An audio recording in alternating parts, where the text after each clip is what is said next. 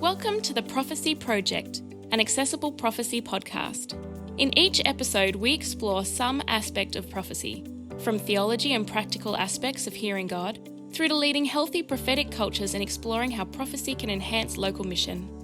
Accessible Prophecy is a global ministry that helps individuals grow in the prophetic and helps local churches grow healthy and mature prophetic cultures.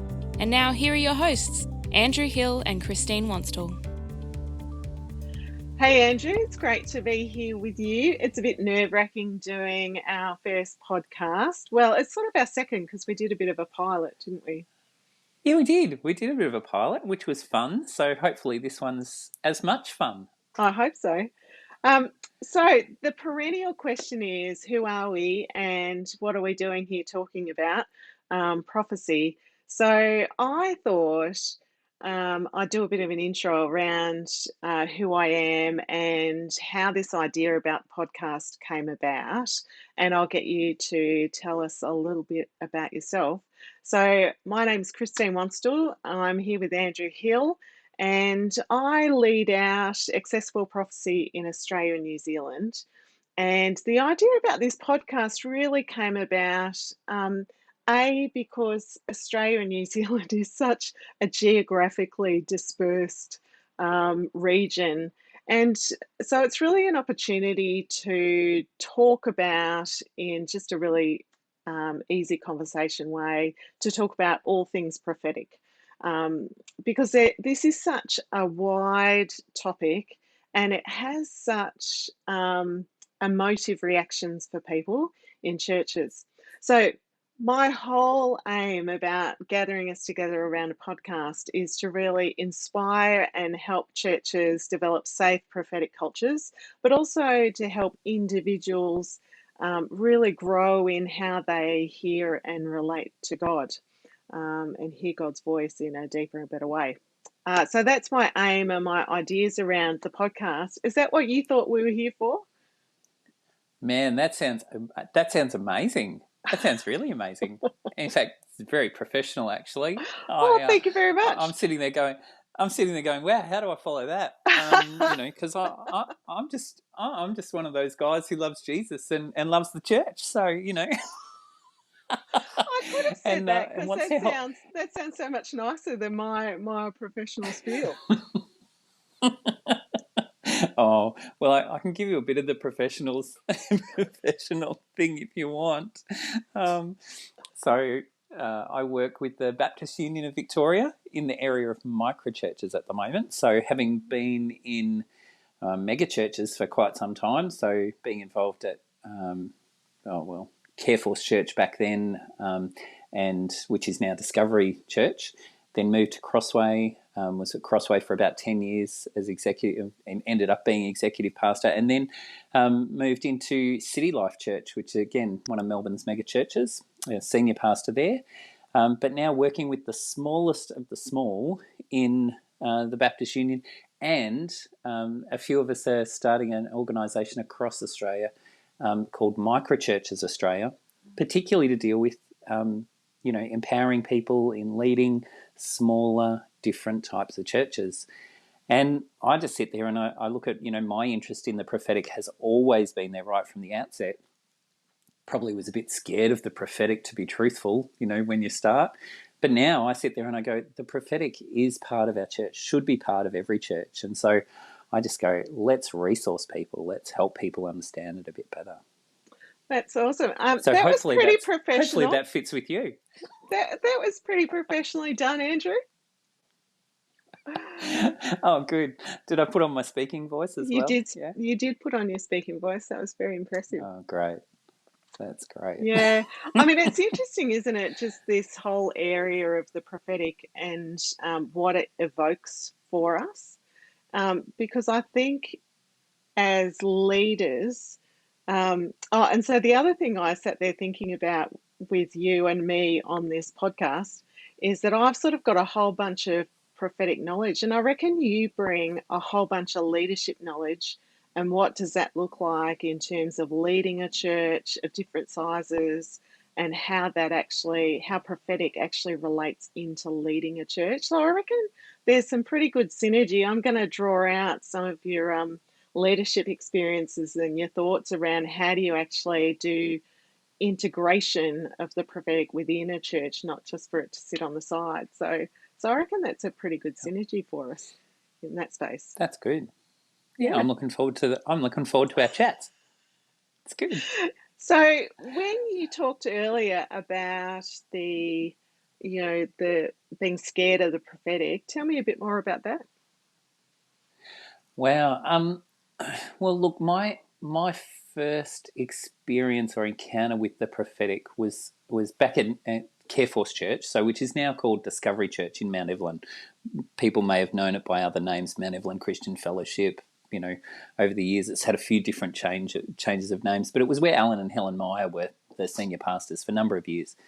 Anyway, and so they used to get different people out to do, some prophetic stuff, and particularly had a guy from New Zealand coming out at one stage by the name of Greg Burson, and he was running. They put on, like a men's breakfast or a people's breakfast, and some other things. They'd do some special stuff while he was around, and I had never really experienced the prophetic, and all I'd done is read a little bit about it in the Old Testament, and so.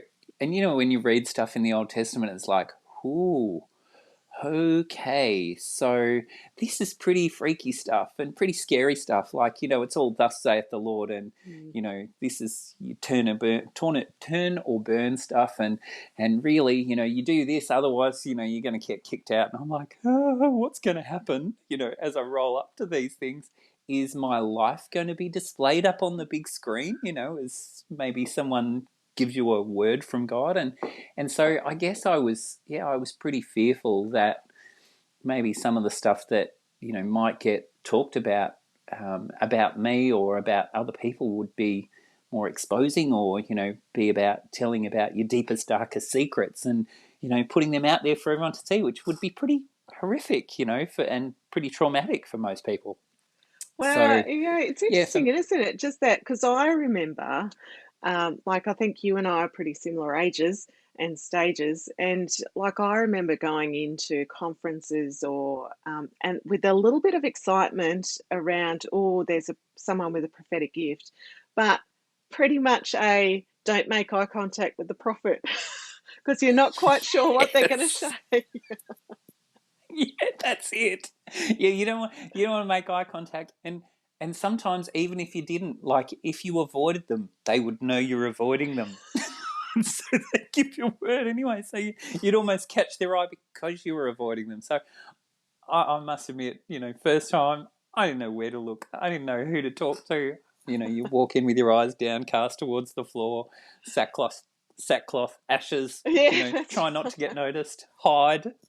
Yeah, so didn't what work for me. happened? What happened that night when you went?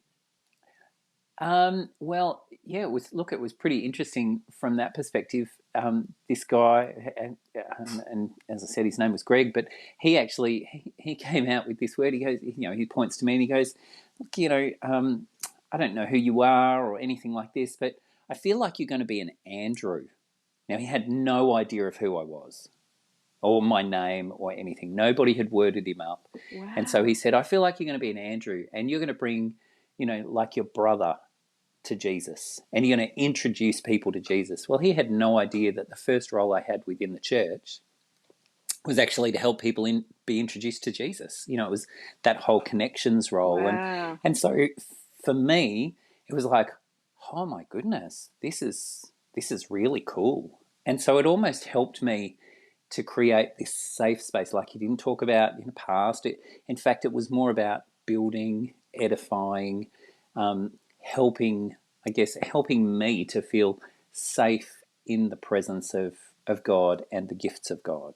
And so, and that was, yeah, it was real. It was actually a really helpful experience and very encouraging experience, because when he says you're going to be an Andrew and your name's Andrew, I'm like, yeah, right, But then when I delved down a little bit deeper and I found out what that meant, it was like, oh, that's what Andrew did. He introduced Peter to Jesus, his brother. And then, as my role went on, I just helped introduce people to Jesus. And I feel like I've sort of been doing that ever since, really.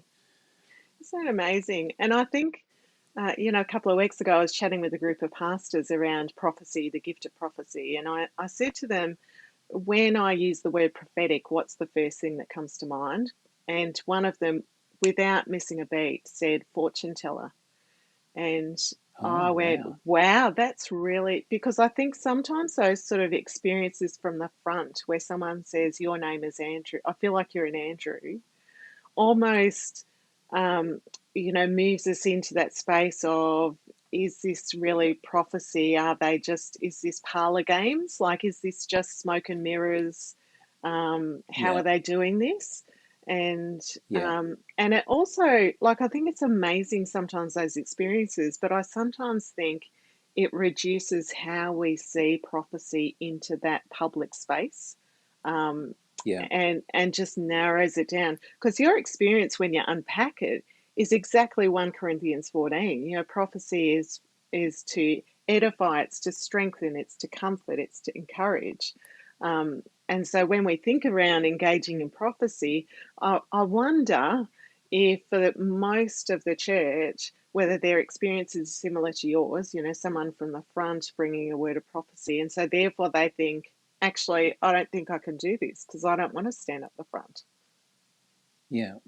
And I think that's a key. Like for me, that experience probably made the prophetic so much more accessible because it was almost like it was so down to earth Yeah, and it was so real. yeah, And to be honest, it was almost like, okay, let's just sort of park that for a bit and see what God does, because I think that's part of our responsibility with the prophetic is you weigh it, you wait on yeah, God and you see what He does and see whether that actually is something that He's doing within you, but also within people around you and all that sort of stuff. And so yeah, so for me, I agree with it. I agree with people. I think we've sort of got to that point of going, oh, is it just fortune telling, or is it that? But I think that whole idea of that God gives these gifts to the church for a purpose, and certainly that's been my experience. Every time I've encountered the prophetic in different people within the prophetic, and I know a number of people who are who have that you know out there prophetic type gift, um, is amazing. But at the same time, I think he gives us all the ability to speak encouragement and build up and edify the church, and that is not just the organisation of the church, but the people of the church. yeah. And so I sit there and I go, it's one of the most accessible gifts, which is probably why you have this organisation called Accessible Prophecy, isn't it, Chris? It is. It is. I mean, it's interesting because accessible prophecy really developed out of England, out of the UK. Kath Livesey is our global leader, and she's an amazing woman who God has just gifted in incredible ways to develop. Really, what she saw was hearing God and the prophetic going hand in hand with discipleship. So the St. Thomas's Sheffield was really a church that went on a discipleship journey, and Kath's journey within that was really saying, how do we help people hear God, and how do we unpack this gift so that it is smack within community, smack within the church? It's not some sort of add-on on the side or something that only a few people do. How do we actually embrace 1 Corinthians 14 to actually help everyone prophesy? Like, the Bible's pretty clear, eagerly desire prophecy. And so, how do we Yeah, actually help everyone do it, and then help churches to engage in it in really safe ways? Because I think, there's almost, anyway, this is a bit of my church hat, like broader systems hat getting put on. Because sometimes I think as churches, we pendulum swing from, oh, I don't know how to do this, so I just ignore it and just sit it out to the side. Or we yeah, totally embrace it, but in some ways we over spiritualize it and we put it on a pedestal. So I wonder if we swing either to, wow, the prophets hear God, they must be super spiritual, and so we're going to stick them on a pedestal and they can't do anything wrong. Or we overswing to, things haven't worked out particularly well for us in churches. How do we do this prophecy stuff? We don't understand it. So therefore, we're just not going to engage with it at all. So really accessible prophecy is trying to help churches from either end to come into a bit more of a moderate, how do we help people engage with it sort of space, I guess. Yeah. Yeah, that's really good. And do you think it's, I don't know, some of that, we don't understand it, let's put it over there, is some of it around lack of knowledge, lack of education? Is some of it even around fear? Yeah, I reckon there is. Like we started this conversation talking about, a bit of fear around approaching someone who had an obvious or a declared prophetic gift. Um, I think there is fear around, will this hurt our church? There's fear on individuals around, what if I don't hear from God? Like, what if people are telling me I can hear? What if I get it wrong? What if I actually don't hear anything? Um, it's sort of like the thing of, right, I'm in my quiet time. God, I'm here to hear from you. Speak now. Like that sort of, Speak now, because I'm listening now. I'm listening I'm now. I'm listening just, now. Here, come on. do you, the Okay, you hilarious didn't want to thing is speak that this morning. yeah, that's right. I just pulled a face and then realized this is an audio podcast. People can't see my face. It's like, this intense, oh, I'm here, speak now.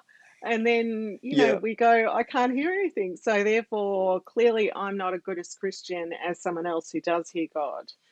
So yeah, I think there is that process of I'm just laughing at myself, of of how do we engage with God to actually learn. And because I yeah, think we make, like, I reckon sometimes we make prophecy like this high jump thing of you either hear God or you don't, without actually realizing there's whole different ways that we can learn to recognize God's voice, and we can learn to grow in the prophetic, so that it's like a muscle going to the gym. You don't go to the gym and yeah. lift, I don't know, I don't even know the weights. I started to say a weight and go, is that heavy or light? Like 100 pounds, but we're in Australia, so Yeah, it should be kilos. Um, yeah. Clearly, I've seen some American show somewhere. um, but we don't go to the gym and just start lifting massive weights. We actually, go to the gym and lift small weights and then build Yeah, up our muscles and build up our tolerance. Otherwise, we injure ourselves. And I think it's a bit similar. Like, I think it is a good analogy in the prophetic space of going, you know what, hearing God is a skill, yeah, but we often equate hearing God with who we are and whether God loves us. And so that's why I reckon the prophetic, when we talk about receiving prophetic words, that's why it sits so deep. And there is that fear response or a flight response. I don't want anything to do with this, because yeah, potentially we feel like we're at risk, because it may say yeah. something about our Christian faith and our relationship with God. Does Oh, that make totally. sense? And I mean, oh yeah, absolutely. Because I think the other thing alongside that is that if if you if if you are trying to make time for God and you go, okay, I'm listening, God, but you don't feel like you hear anything, then that whole idea of, well, if I'm not hearing anything, oh, maybe God doesn't speak to me. Maybe He doesn't want to speak to me. Oh, Maybe, oh, maybe I don't just know how. Maybe it's not that I don't know how to hear God. Maybe God doesn't want to speak to me, and therefore does. Oh, well, does He even love me?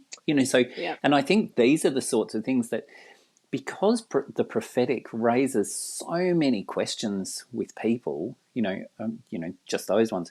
If I don't hear God, does He love me? Well, hang on. Let's get to the bare bones of it. He loves you. Yeah. There's no doubt there. Yeah. So let's put that question aside, and then you can get to the, okay. If I'm not hearing God, what is it that I need to tune into? Or, how do I hear God? Because there's another. I mean, that'd be a great question to explore, I think, Chris, on a podcast. How do you hear from God? Yeah. because I think there's so many different aspects there. But then even in terms of, I think, well, what if I don't hear God? Is even a fear builder, and fear is designed to constrain us. Yeah. And I think that's one of the things that it's one of the tools that the enemy uses all the time with us. If I can make these people fear stuff, Yeah. then they'll want to put controls around it, and then they'll want to do this, and then it'll force them into a corner. And it's like, that's not what God has designed us. God hasn't given us a spirit of fear, and yet I think that's the way the enemy uses some of these things, and it locks us down, it confines us, it holds us back, and then we're not living to the fullness of life that God wants us to live in. So, I think there's some really interesting dynamics to explore in some of these questions. I think there are. I mean, that would be a great Bible verse. God doesn't give us the spirit of fear. Oh, wait, it is. So. Yeah, it is. Yeah. Oh, wait, hang right. Hang on. Hang on, it's in there somewhere. I'm not great on Bible addresses, so I'm hoping that you might actually bring some theological grunt to this podcast for us. That's what I'm hoping. If I go, hang on, isn't that a Bible verse? You'll be able to just Yeah, go, it is. yep, that's it. Yeah. Yeah. That's definitely one, God hasn't given us a spirit of fear. Yeah. But do we stand on these verses? And that sounds very Pentecostal for a Baptist, doesn't it? Do we stand on those verses? And yet at the same time, do we, as we step forward in the use of some of the gifts that God gives to us, or because I think that is part of it. When I first encountered the prophetic, fearful as I was, as soon as that guy spoke and said, I feel like you're an Andrew, or you're going to be an Andrew in the kingdom, and suddenly you go, oh my goodness, like something ignites within you that breeds hope, not fear. Yeah. That breeds security. Oh my goodness, God knows who I am.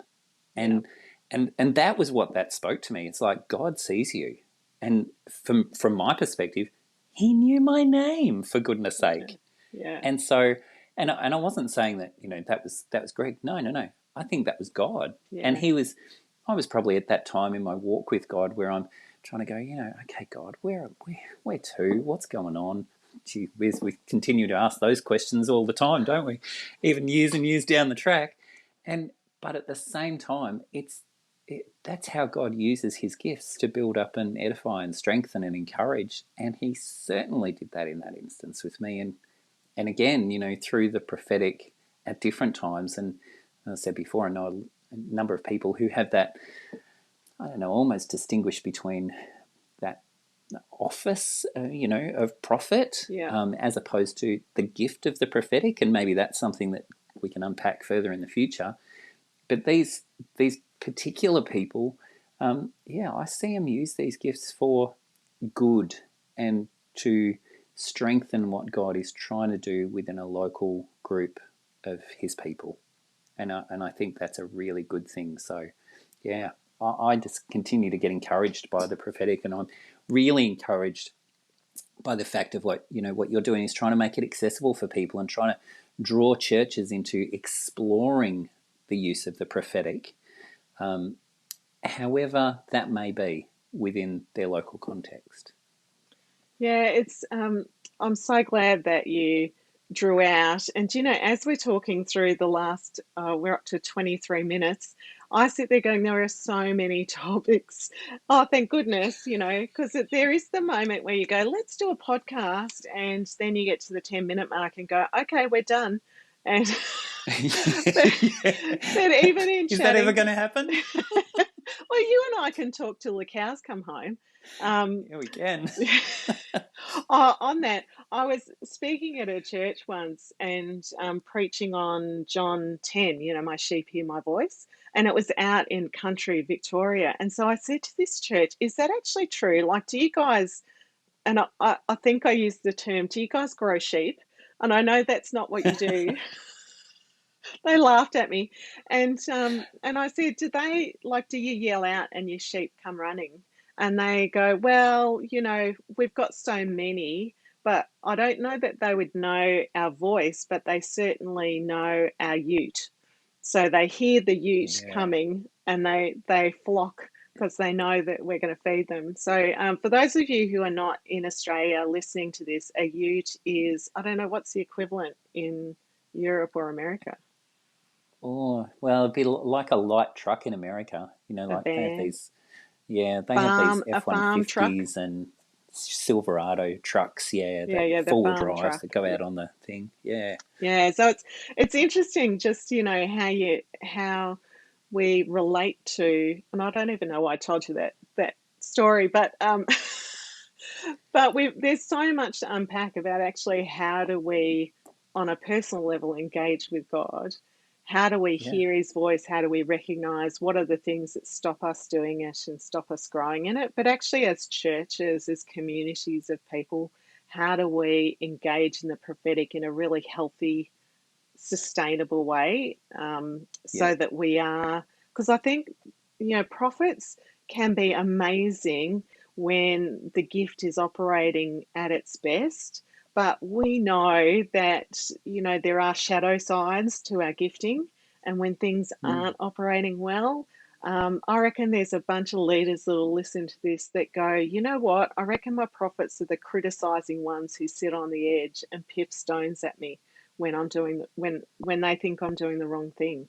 And so I think yeah, prophets, when we get in an unhealthy space, can become the critical voice on the edge. And so it's a gift that, when it's stewarded well within a church community, brings just incredible sense of that dynamic of the Holy Spirit working, and God being present with us, and exactly what you've talked about, that sense of bringing life and yeah, encouragement and pushing us along the journey.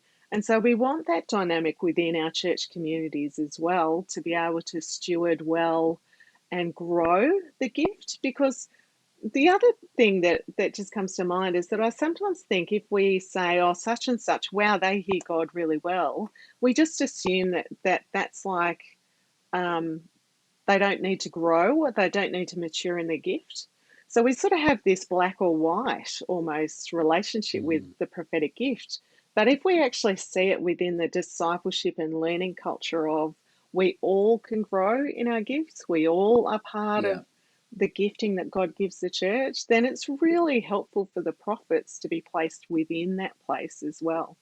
Um, absolutely. yeah, so there's lots of Because topics. you, Anyway, oh, totally. Because I just look at that one and I go, we're all disciples, aren't we? Which means we're all learners, yeah, and so we never stop learning. I mean, we may have been in ministry for X amount of years, and look back over those years, but we're still growing, we're still learning, because that's what a disciple does. We learn, we grow. That's the whole meaning of the term, a learner.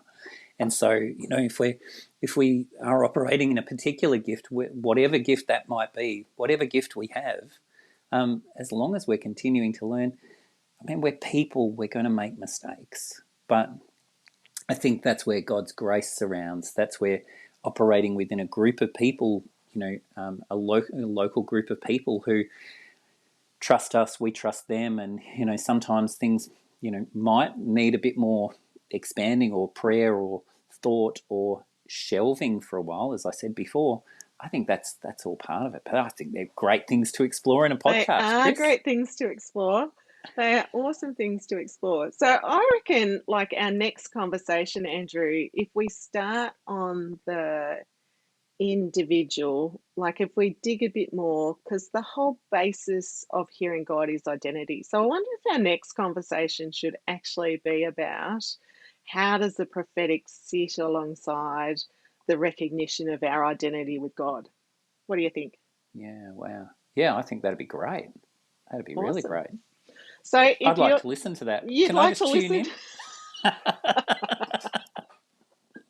can I just listen back to this myself and see what God might be saying to me about what I've just told That's it.